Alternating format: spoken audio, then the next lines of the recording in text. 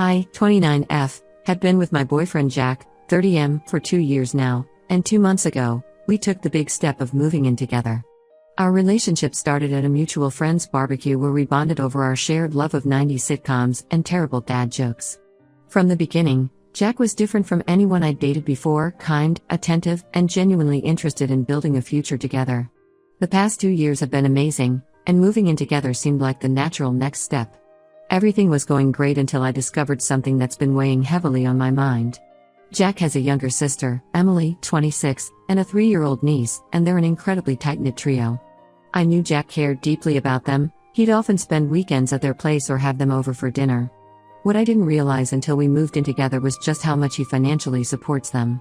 To my complete surprise, Jack pays their rent in full every single month. Emily and her daughter live in a modest 1-bedroom apartment about 20 minutes from us. While the rent isn't outrageous by city standards, it's still a significant monthly expense that Jack shoulders entirely. Emily doesn't have a traditional job. Her explanation to Jack was that working a regular job wouldn't cover daycare costs for her daughter, let alone their other living expenses. She does small jobs here and there, walking dogs for neighbors, selling baked goods at local markets, and occasionally helping friends with their kids, but it's barely enough to cover groceries. The situation with Emily started about 3 years ago. She was married to this guy named Tom who, by all accounts, seemed perfect on paper. He had a stable job in finance, treated Emily well, and everyone thought they were the ideal couple. They had a beautiful wedding that Jack helped pay for, and everything seemed perfect. But things took a dark turn after their daughter was born. Tom started staying out late, making excuses about work meetings and client dinners.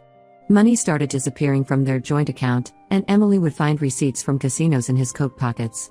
Eventually, she discovered he had a severe gambling addiction. He'd not only blown through their savings but had also taken out multiple loans and maxed out several credit cards. When Emily confronted him about it, he disappeared. Just packed a bag one day while she was at her prenatal checkup and vanished, leaving her 7 months pregnant and drowning in debt. That's when Jack stepped in. I can understand why. Their backstory makes it even more complicated. Jack and Emily lost their parents in a car accident when Emily was 18 and Jack was 22.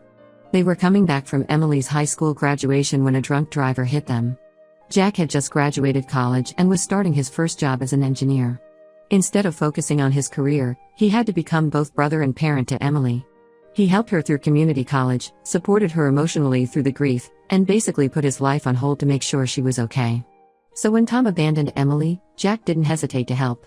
It started small, helping with groceries, covering a few bills here and there. But as Emily's pregnancy progressed and the extent of Tom's gambling debts became clear, Jack's financial involvement grew. He started paying their rent, utilities, and even bought all the baby supplies. His plan was to help until Emily got back on her feet, but 3 years later, nothing has changed.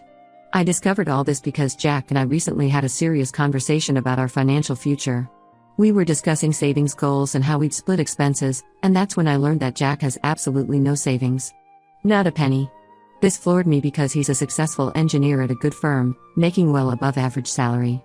When I pressed him about it, he finally opened up about just how much he gives to Emily every month.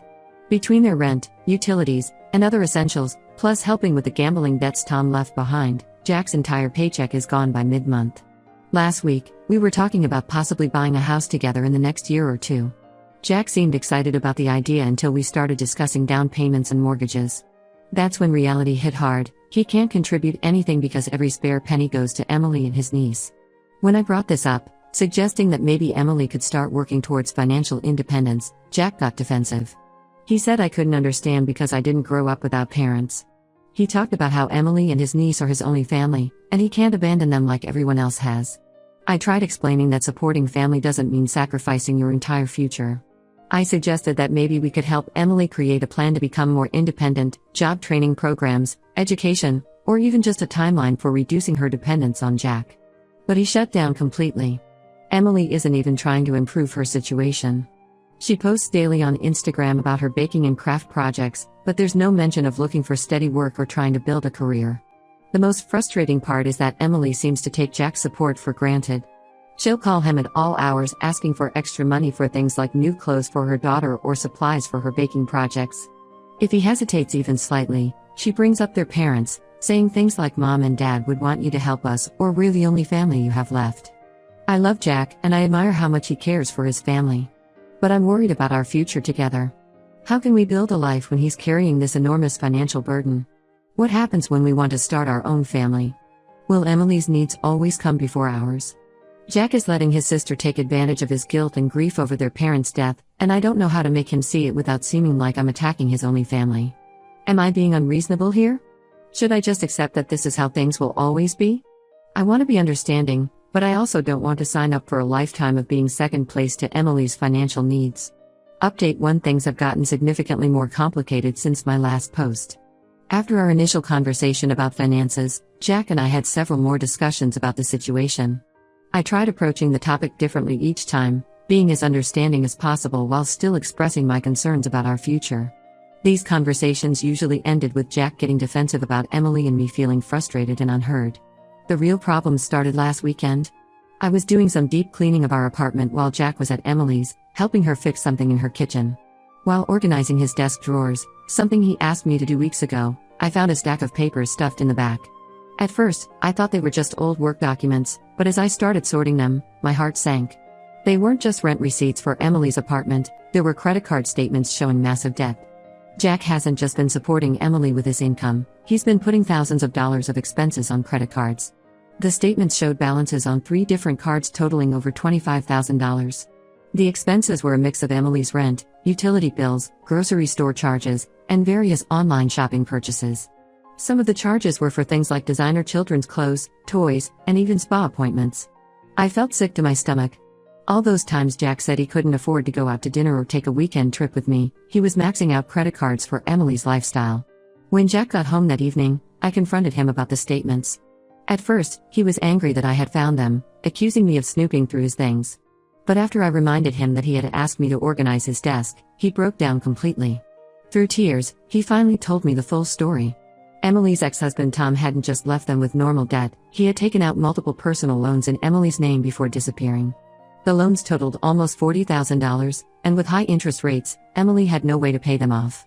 Jack has been helping Emily pay these loans off secretly, putting minimum payments on his credit cards to keep up with everything. He didn't tell me because he was embarrassed and afraid I'd think less of him. But what really got me was learning that Emily knew about these hidden credit card debts all along. She's been actively using this situation to manipulate Jack whenever he tries to talk about reducing his financial support. I started paying more attention to Emily's behavior after this revelation. She has a pattern of guilting Jack that I hadn't fully noticed before. When he mentions being tight on money, she brings up their parents, saying things like Mom and Dad would be so disappointed if you let your niece go hungry, or you're all we have left of our family, who else can we turn to? She knows exactly which emotional buttons to push to keep Jack's support flowing. My curiosity got the better of me, and I started looking more closely at Emily's social media accounts. What I found made my blood boil. While claiming she couldn't afford basic necessities without Jack's help, she's been living quite a comfortable life.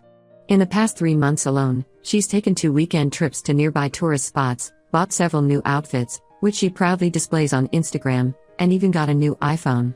Her posts are full of brunches at trendy cafes and shopping halls, all while Jack is drowning in debt to support her basic needs. When I showed Jack the evidence of Emily's spending habits, he was visibly shocked but still made excuses for her. He said the trips were probably gifts from friends, that she deserves to have some nice things in life after everything she's been through. I couldn't believe he was still defending her after seeing the proof of her deception. The breaking point came yesterday. I was in our home office working, I work remotely, and Jack was in the kitchen doing dishes while talking to Emily on speakerphone. He probably thought I couldn't hear their conversation over my work calls, but I heard everything. Emily was complaining about me, saying I was trying to come between them and their family bond. She told Jack he needed to handle me before I ruined their family dynamic, suggesting that my presence in his life was threatening their relationship. The most disturbing part was when she started talking about my family background. She said things like she comes from a perfect little family with both parents, she can't possibly understand what we've been through, and maybe you should reconsider living with someone who's clearly not family material. She even had the audacity to suggest that Jack should start looking for someone more understanding of family obligations. Jack didn't defend me. He just listened and made noncommittal noises while she tore me apart. I waited until he finished his call and tried to talk to him about what I'd heard, but he brushed it off, saying Emily was just stressed and didn't mean anything by it. When I pressed him about the financial deception and Emily's manipulation, he shut down completely and left to get some air. He didn't come back for hours. I'm at my wit's end. Jack is a wonderful person who's being taken advantage of by his sister, but he either can't or won't see it. The debt is bad enough, but the emotional manipulation and the way Emily is trying to drive a wedge between us is worse. I love Jack, but I'm starting to wonder if this situation will ever change. How can we build a future together when he's being emotionally blackmailed by his sister and drowning in debt to support her lifestyle? I'm considering taking a step back from this relationship, but the thought of leaving Jack when he's being so clearly taken advantage of breaks my heart. Update 2. I didn't expect to be writing this update so soon, but things have taken a dramatic and shocking turn. Remember how I mentioned Emily's ex-husband Tom and his gambling addiction?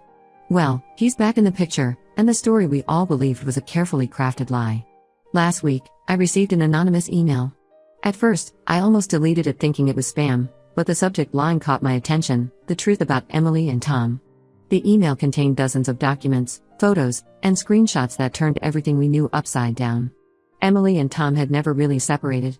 The gambling addiction was partially true, but they had used it as a cover to scam Jack out of thousands of dollars. The evidence was overwhelming. Bank statements showed regular transfers from Emily's account to Tom's over the past 3 years. There were recent photos of them together at various locations, including a beach resort just last month. Text messages between them discussed their long-term plan. They were using Jack's money to save for a house in another state while pretending to be separated. The most damning evidence was a series of email exchanges between Emily and Tom where they openly discussed their scheme. They had planned everything meticulously. Tom would pretend to abandon Emily while she was pregnant, playing on Jack's protective instincts. Emily would act devastated and helpless, knowing Jack would step in to help.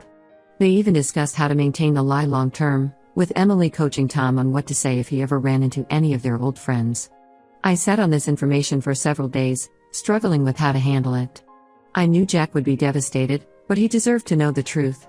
I spent hours organizing the evidence, trying to present it in a way that would be undeniable. Finally, I showed everything to Jack one evening after dinner.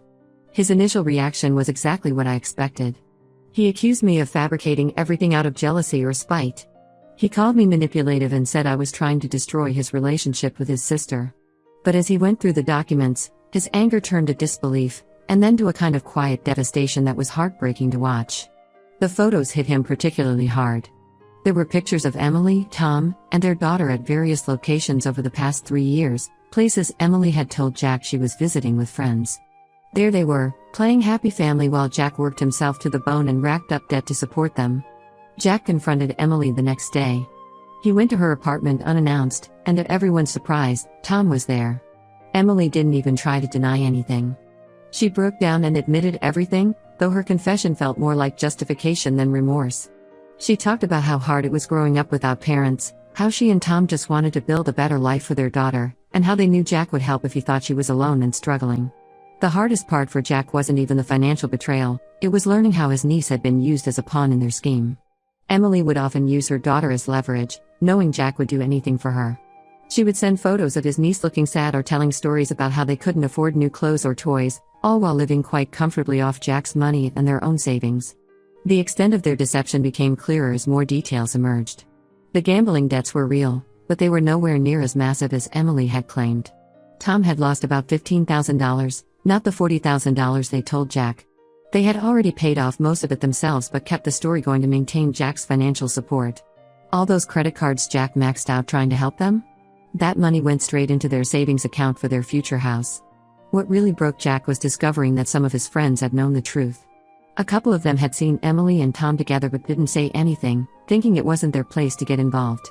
They assumed Jack knew and was just helping his sister despite everything. Their silence had allowed the deception to continue for years. I found Jack crying in our bedroom last night, looking at old family photos. He kept asking how he could have been so blind, how he didn't see all the signs that were right in front of him. The sister he'd sacrificed everything for, the one person he thought he could always trust, had been lying to him for years, using their parents' memory and his love for his niece to manipulate him. Update 3. The aftermath of Emily's deception hit Jack harder than anyone expected. The day after confronting Emily, he cut off all financial support and blocked her number. It turned out that she and Tom had saved nearly $50,000 from Jack's support over the years, so they weren't in any real financial trouble. This only made the betrayal worse, knowing that they had been stockpiling his money while watching him struggle with credit card debt. Jack fell into a deep depression for several weeks. He would spend hours just sitting and staring at nothing, or going through old family photos from before their parents died. The weight of the betrayal crushed him. Emily wasn't just his sister, she was his last connection to their parents, the person he'd restructured his entire life around after their death. Finding out that she had exploited that bond for years broke something in him. The financial cleanup has been messy. Jack is working with a debt consolidation company to handle the credit card bills. He had to sell his car and pick up extra engineering projects on weekends to start making a dent in the debt. It's going to take years to recover financially, and that's assuming everything goes according to plan. Emily and Tom moved away last month. They bought the house they were saving for in Colorado, using the money they'd accumulated from Jack's support. The real kicker came when Emily posted photos of their new home on social media, calling it their fresh start and talking about how sometimes you have to leave the past behind to move forward. She even had the nerve to post a long message about how family sometimes drifts apart and how people change, painting herself as the victim in the situation. She tried reaching out to Jack several times before they moved. First with text messages full of excuses and half-hearted apologies, then with emotional voicemails about their parents and family bonds. When those didn't work, she sent a letter through one of our mutual friends, trying to explain her side of things. She wrote about feeling lost after their parents' death, about how the plan with Tom started small and spiraled out of control. Jack burned the letter without reading past the first paragraph. Our relationship has changed too. While Jack finally acknowledges that I was right about Emily all along, there's an undercurrent of tension between us now. He's become incredibly wary of trusting anyone, even me sometimes. He questions every financial decision obsessively, afraid of being taken advantage of again. The other day, he got suspicious because I offered to pay for dinner, wondering if I was pitying him or had some hidden agenda. The hardest part is watching him struggle with his relationship with his niece. Emily sends him videos of her occasionally from their new home, and you can see how much it tears him apart. He loves that little girl, but seeing her now only reminds him of how she was used as a tool in their manipulation. Jack and I are still together, but things are different. Our plans for buying a house are on indefinite hold while he works on his debt. He's more cautious now, especially with money, and sometimes I catch him looking at me with this worried expression, like he's waiting for the other shoe to drop. Sometimes I wonder if our relationship can survive the aftermath of all this betrayal and deception. The Jack I fell in love with, the optimistic, trusting, generous man who would do anything for family, is still in there somewhere. But he's buried under layers of hurt and betrayal, and I don't know if he'll ever fully resurface.